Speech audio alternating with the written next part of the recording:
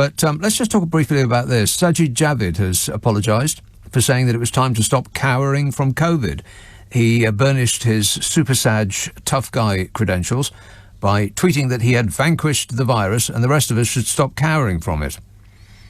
The rest of us thought that cowering was a funny way of saying acting sensibly in the face of a deadly menace that's killed over 130,000 people in this country because of the government's response to the virus. To talk about that, Dr. Rachel Clarke is an NHS palliative care doctor and the author of the book Breathtaking, which is her account of working on COVID wards during the first wave. What did you think when you read this, Dr. Clarke?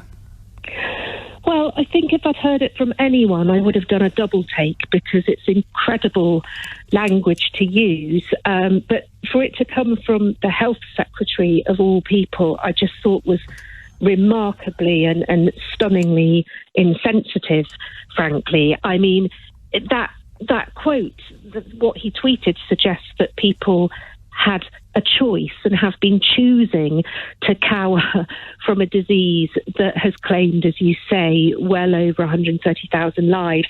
And actually, a significant number of those thousands of lives lost, they've been lost because of the government's incompetence, the refusal to lock down promptly over and over again.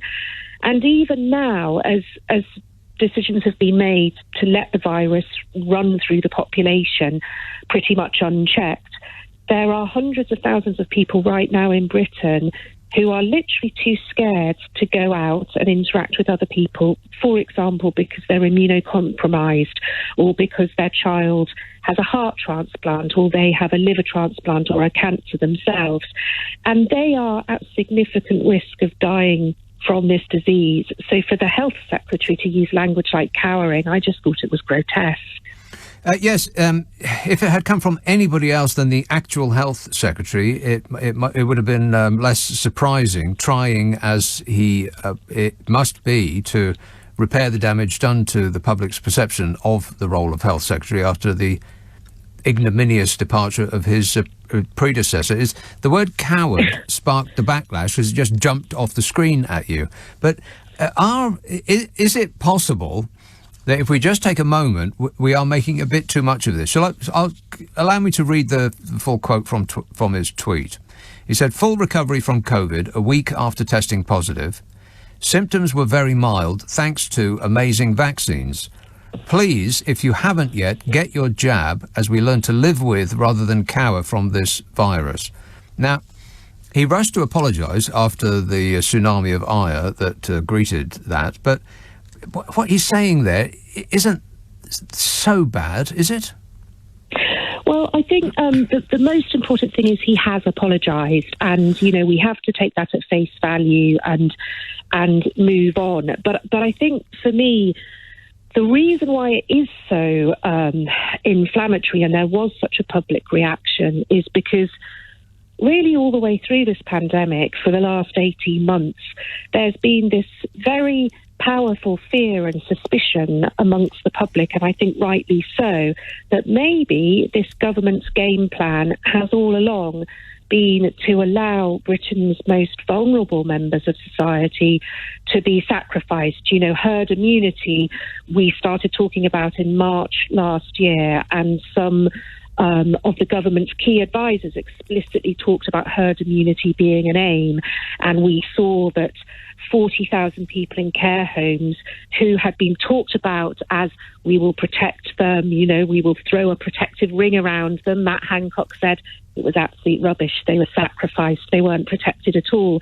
And so I think given that context where really vulnerable people, whether they're elderly or they've got other illnesses or they're immunosuppressed, they have cancer and so on, they've never been prioritised in this pandemic. It's always felt as though there's been two tiers of people in the eyes of the government, those who are worth saving and those who we're happy to let sacrifice their expendable. And that's why I think that word cower is so insensitive. It's because of this context of a government that, to all intents and purposes, from my perspective as a doctor, has appeared in so many of its decisions as though it's just sacrificing the herd and moving on regardless. And I think that's why it's caused such anger. It is odd, really, because if we have indeed been cowering, I mean, there's better words for it, but let's just stick with his. If we have been cowering this a long while, it's under the instruction of this government.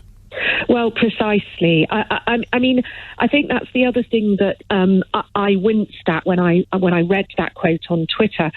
It really feels as though that word was chosen deliberately to kind of promote this persona of Sajid Javid coming in and being this kind of bullish, gung-ho, hard guy, macho guy. You know, he's not like Matt Hancock. He's a new roll up my sleeves and say, come on, COVID, I'll stare you down, I'll beat you up and vanquish you. And honestly, the one department of state that you don't need stupid macho posturing is the health service. You know, people are vulnerable, and by all means, do that at home or wherever he wants to, any other environment. But don't do it when you're talking about patients and people who literally right now, as we discuss this, are in intensive care, suffocating to death from COVID. Just don't do that if you're health secretary. It's grotesque. Well, stupid macho posturing, that phrase does bring to mind Sajid Javid's power stance and almost, Yes. almost nothing else that I can think of. Stupid macho posturing could practically be his middle name. But let me just ask you finally about what the government is doing at the moment. I know you're not an epidemiologist, but you know more about this than I do, certainly. So is what the government doing at the moment the best way of manufacturing within the people of this country a variant that could potentially evade our vaccines, opening up society, encouraging people to get back to normal, while not remotely enough of us have had the vaccine? Well, there's a very, very simple answer to that question, and it's yes, absolutely. We know that the more avidly a virus is able to transmit and spread through a population, the more chance it has of going through natural selection and ending up resulting in new variants. And that's exactly what happens. So if you have high transmission, you've increased the chances of new variants emerging.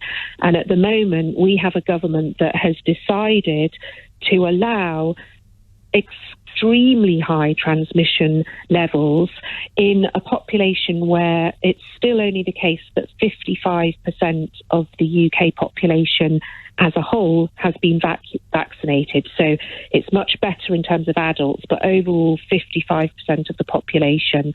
And they've clearly made a decision that they want this virus to run through as many children and young people, teenagers and adults as possible. I strongly suspect because they're hoping that way to avoid very negative headlines in the wintertime when the NHS is much more likely to be overwhelmed by the virus. And it really seems as though this is a policy that A, is epidemiological madness because it significantly increases the chances of new and more dangerous variants. And B, it's incredibly cynical because it's putting political political aims and sort of publicity above what's best for the health of the nation. And I know I'm coming from this as the perspective as a doctor, but I care about people not dying or being disabled through long COVID any more than they need to be. So I find it very difficult. Thank you for your time, Dr. Clarke. That's Dr. Rachel Clarke, an NHS palliative care doctor and the author of the book Breathtaking, which is her account of working on COVID wards during the first wave.